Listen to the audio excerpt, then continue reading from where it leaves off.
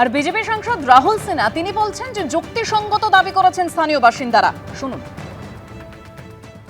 ফলতা তো এমনিতেই একটা সন্ত্রাস কবলিত জায়গা। দীর্ঘদিন ধরে ফলতার মানুষ ভোট দিতে পারে না, তবুও এবার কিছু মানুষ ভোট দিতে পেরেছে, কিন্তু তারপরেও তাদের ওপরে হামলা, হুমকি ইত্যাদি চলছে। এবং আপনি দেখছেন যে ফলতাতেই সবচেয়ে বেশি বুথের মধ্যে ইভিএম মেশিনে যে সেলোটেপ লাগিয়ে দেওয়া হয়েছে।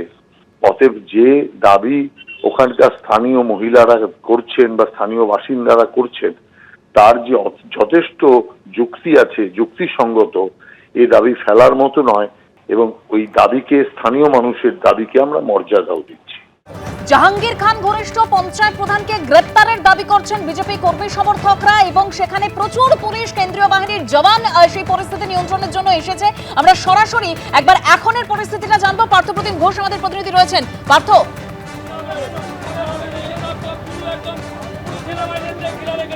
দেখো, এখন এই মুহূর্তে ছবিটা তোমায় দেখাবো। কেন্দ্রীয় বাহিনী একেবারে ঢাল হয়ে দাঁড়িয়ে রয়েছে যাতে এই হাসিমনগর এলাকার বাসিন্দারা তারা জাতীয় সড়কে উঠতে না পারে, তার জন্য বিশাল সংখ্যায় কেন্দ্রীয় বাহিনী এখানে কিন্তু প্রাচীর হয়ে ঢাল হয়ে রয়েছে। অন্যদিকে একেবারে এলাকাবাসীর ছবিটা দেখাবো। তারা যে বিক্ষোভ দেখাচ্ছিল সেই বিক্ষোভ কিন্তু এখনো পর্যন্ত তারা দেখাচ্ছে।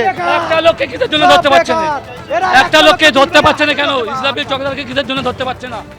ইসলামী চকদারকে ধরতে পারছে না, অথচ গ্রামের হাজার হাজার লোককে শুধু বলছে কোঅপারেট করুন।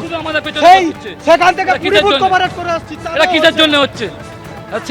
সিঙ্গাম হলে তো আরো ভালো। সিঙ্গামকে নিয়ে আসো, অজয় পাল শর্মাকে নিয়ে আসো, সব সমাধান হয়ে গেছে। অজয় পাল শর্মাকে নিয়ে আসো, এখানে সব সমাধান হয়ে যাবে। এবং দেখতে পাচ্ছ যে এই মুহূর্তে গ্রামের বাসিন্দারা তারা এখানে উপস্থিত রয়েছেন এবং থেকে তারা কিন্তু বিক্ষোভ দেখাচ্ছেন এবং তারা অপেক্ষা করে রয়েছেন। এবং যে বিষয়ে তারা বলছেন যে তাদের যে দাবি, সেই দাবি হচ্ছে যে এক হচ্ছে কোন কোন দাবি, আরও কথা বলে নেব। কোন দাবি কি চাইছে? আমরা আমাদের নিরাপত্তা চাইছি, আমরা আমাদের সুরক্ষা চাইছি, যাতে আমরা শান্তিতে বাঁচতে চাইছি। পুনর্নির্বাচনের দাবি আমরা করছি। এই অশান্তি ভালো লাগছে না, এইরকমভাবে রাস্তায় এই যে সমস্যাগুলো সৃষ্টি হচ্ছে, এগুলো আমাদের পছন্দ হচ্ছে না। আমরা আমাদের নিরাপত্তাহীনতায় ভুগছি, আমাদের নিরাপত্তা দরকার আছে। হলো আগেও হয়েছে, এবছরে বেশি হচ্ছে। এখনো গণনা তাও হয়নি, গণনা হয়নি তাতেও এই অবস্থা। গণনা হলে তাহলে কি হবে? গ্রামবাসীরা তারা যেহেতু প্রধান আমরা জানি, কিন্তু না বলে রোডে ঢুকে অত্যাচার করা সেটা তো ঠিক নয়। গতকাল করেছে, আরো আগে ভোটের দিনেও একটু কালকে তো আপনারা রাস্তায় নেমেছিলেন, অবরোধ করেছে, আবার গতকাল সকালবেলাই করেছে তো। হ্যাঁ, তারপরে রাতে করেছে, তার আগে ইতিমধ্যে গ্রেপ্তারির দাবি জানাচ্ছেন তারা, অর্থাৎ গ্রামবাসিন্দারা তারা হচ্ছে গ্রেপ্তারির দাবি জানাচ্ছে এবং গ্রেপ্তারির দাবি জানিয়ে সোচ্চার হয়েছে। একেবারে রাস্তার ছবিটা সহকারী ভগবান শাহ যে ছবিটা দেখাচ্ছে সেটা দেখতে পাচ্ছ যে প্রচুর সংখ্যায় কেন্দ্রীয় বাহিনী এখানে মোতায়েন করা হয়েছে যাতে গ্রামবাসীরা তারা হচ্ছে রাস্তায় না উঠতে পারে। অন্যদিকে গ্রামবাসীরা তারা কিন্তু একেবারে যে বিষয়ে সোচ্চার হয়েছে সেটা হচ্ছে যে গ্রেপ্তারের দাবি, পঞ্চায়েত প্রধানের গ্রেপ্তারের দাবি। তৃণমূলের যার নেতৃত্ব, যারা তাদের উপরে হুমকি দিয়েছে বলে অভিযোগ ও তাদেরকে মারধর করেছে বলে অভিযোগ, তাদের গ্রেপ্তারের দাবি। এবং সেই গ্রেপ্তারের দাবি আমরা দেখেছি কেন্দ্রীয় বাহিনী আধিকারিকরা তারা এসছেন এবং এসে তারা কিন্তু গ্রামবাসীদেরকে যে বিষয়টা বলেছেন, তারা নিরাপত্তা সংক্রান্ত বিষয়ে আশ্বাস দিয়েছেন। তারা আশ্বাস দিয়েছেন যে এখানে কেন্দ্রীয় বাহিনীর যে পিকেট, সেই পিকেট এখানে থাকবে। তারা আশ্বাস দিয়েছেন যে এখানে যাতে আর পরবর্তীকালে কোনো রকমভাবে কেউ কোনো ভয় না দেখায়, তার জন্য সেই বিষয়টা তারা দেখবেন। একদিকে কেন্দ্রীয় বাহিনী দাঁড়িয়ে রয়েছে রাস্তায়, অন্যদিকে গ্রামের মহিলারা তারা হচ্ছে মাটিতে রাস্তায় বসে রয়েছে, একেবারে কেন্দ্রীয় বাহিনীর সামনে বসে রয়েছে। আমাদের আর বলার মতন এনার্জি নেই একদম। কি বলবো, না কোনো স্টেপ নিচ্ছে না কিছু। আমরা বলছি হয় ইসরাফিল চকদারকে গ্রেপ্তার করুন, নাহলে আমাদের হাতে ছেড়ে দিন।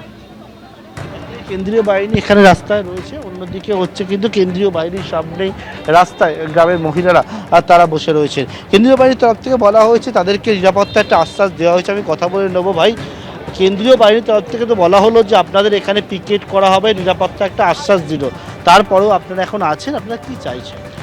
আমরা আর কাউকে বিশ্বাস করতে চাইছি না। সরাসরি অ্যারেস্ট করলে আমরা চলে যাব। আমাদের কালকেরও আশ্বাস দিয়ে 12 ঘন্টার মধ্যে বলেছিল অ্যারেস্ট হবে, তাও অ্যারেস্ট হয়নি। আজ অ্যারেস্ট হলে আমরা চলে যাব। কোন কোন দাবি আপনাদের? এত এখানে সিআরপিএফ সাহেবরা আসছে, আমাদের এত কিছু প্রোটেকশন করছে, কিন্তু একজনকে ধরতে পারছে না এনারা। কি করছে পুলিশ? আই দেখো সেখানে দাঁড়িয়ে দাঁড়িয়ে কি করছে দেখুন। 2 ঘন্টা কালকে বললো যে 12 ঘন্টা টাইম লাগবে, 12 ঘন্টা টাইম নিল, তাও কিছু করতে পারলো না। আজকে 2 ঘন্টা সময় নিল, তাও কিছু করতে পারেনি। আর এখন এই স্যারেদেরকে এখানে দাঁড় করে রেখে দিয়েছে। যারা অন্যায় করেছে তাদের বেলা কিচ্ছু নয়, তারা সব পয়সা খাইয়েছো, ওই জন্য পয়সারে খাই দিয়েছে। আর এখন যারা অন্যায় করে না, দেখতে পাচ্ছ একেবারে কেন্দ্রীয় বাহিনী এখানে দাঁড়িয়ে রয়েছে। কেন্দ্রীয় বাহিনীর সামনে গ্রামের মহিলারা তারা হচ্ছে রাস্তাতে বসে রয়েছে। ভিতর দিকে কেন্দ্রীয় বাহিনী, বিশাল সংখ্যায় বাহিনী, সেই বাহিনী একেবারে গ্রামের ভিতর দিকে প্রবেশ করেছে যাতে কোনো রকমভাবে রাস্তায় আন্দোলন না করে, বিক্ষোভ না দেখায় তারা। অন্যদিকে হচ্ছে যে বিষয়, গ্রামের বাসিন্দারা তারা গ্রেপ্তারের দাবি করছে। গ্রামের বাসিন্দারা বলছেন যে কোনো রকমভাবে এখানে যে পরিস্থিতি হয়েছে সেই পরিস্থিতির পর তারা হচ্ছে আতঙ্কে রয়েছে। আপনারা আতঙ্কের কথা বলছেন? অবশ্যই আমরা আতঙ্কে তো অবশ্যই আছি। ইসরাফিলের গ্রেপ্তার চাইছি, কারণ উনি ইসরাফিল ও তার দলবল কিছু কিছু বাড়িতে গিয়ে শুধুমাত্র সন্দেহের বশে যে তারা বিজেপিতে ভোট দিয়েছে, সেই সন্দেহের বশে তাদেরকে বাড়ি ছাড়া করতে চেয়েছে। এমনকি এটাও বলেছে যে বাড়ির বাচ্চাগুলোকে কেটে কুচিয়ে ফেলে দেবে। নানা মারাত্মক মারাত্মক অভিযোগ করছে, যদিও তৃণমূলের তরফ থেকে কিন্তু এখনো পর্যন্ত কোনো রকম কোনো প্রতিক্রিয়া আমরা পাইনি। জাহাঙ্গীর খানের সঙ্গে যোগাযোগ করার চেষ্টা করেছিলাম, তিনিও কোনো প্রতিক্রিয়া দেয়নি। জাহাঙ্গীর খান ঘনিষ্ঠ বলে দাবি করা হচ্ছে এই পঞ্চায়েত প্রধানকে এবং তার বিরুদ্ধে। এবিপি আনন্দ, এগিয়ে থাকে, এগিয়ে রাখে।